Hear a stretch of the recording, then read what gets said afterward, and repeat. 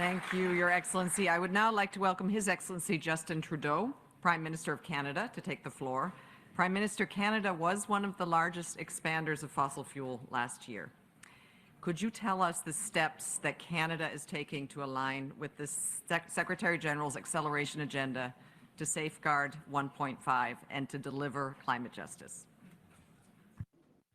Merci beaucoup, Madame la Sous-Secrétaire Générale, mes chers collègues, mes chers amis, bonjour. In a world driven by data, we often measure a crisis by the numbers. 17 million hectares burned in wildfires this summer in Canada. Global temperatures up by 1.25 degrees as of last month. Arctic sea ice down by over 30%. We are definitely in a climate crisis. Of course, our citizens don't need numbers to know it. Nos citoyens sont confrontés chaque jour à la crise climatique. Lorsqu'ils respirent de l'air enfumé ou qu'ils perdent une récolte à cause d'une sécheresse. Lorsqu'ils perdent des proches à cause d'une chaleur mortelle ou d'une tempête violente. Ils comptent sur nous pour agir et c'est ce que le Canada fait. In 2015, Canada, a major oil and gas supplier, was far behind on climate action. With hard work, we've been able to change that. Canada's emissions are in fact trending down. To note, we have the best record of the G7 on emissions reductions since 2019, thanks to ambitious but achievable policies like our economy-wide price on pollution.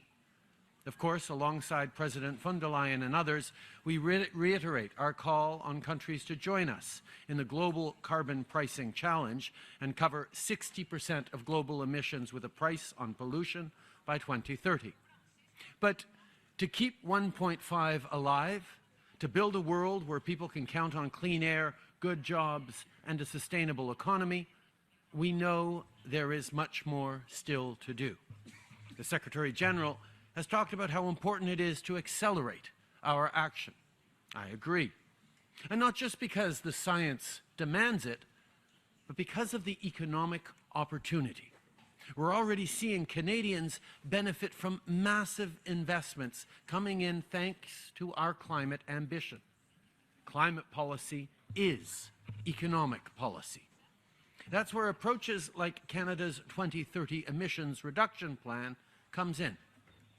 This plan goes sector by sector, laying out exactly how we will cut our emissions by at least 40% by the year 2030 and reach net zero no later than 2050. And as we move forward, we will continue to increase our ambition at every level.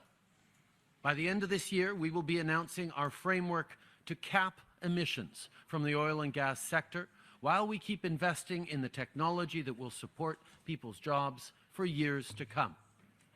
Cet été, on a tenu notre engagement d'éliminer progressivement les subventions inefficaces aux combustibles fossiles et on est le premier pays du G20 à le faire. On a lancé un projet de règlement pour aider à construire un réseau électrique propre, abordable et fiable et plus on avance, plus on place la barre haut. Canada has already committed to reduce by 2030 methane emissions from the oil and gas sector by at least 75% below 2012 levels. And today, I can announce that the draft regulations we will share soon will be designed to help us exceed this already ambitious target. And as we do all of this work, we are also leading on the financing countries need. I can confirm today that Canada will allocate an additional $700 million in special drawing rights, valued at $1.3 billion, to the Poverty Reduction and Growth Trust, building on our leadership within the G7.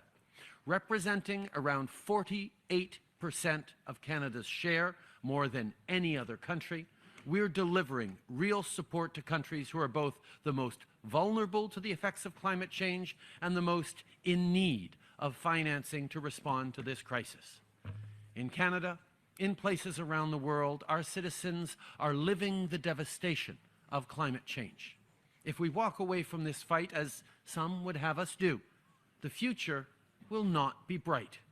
If we do keep taking action, things will get better, and our shared future will be stronger. Et le Canada va continuer de bâtir un avenir meilleur pour les Canadiens et pour les populations du monde entier.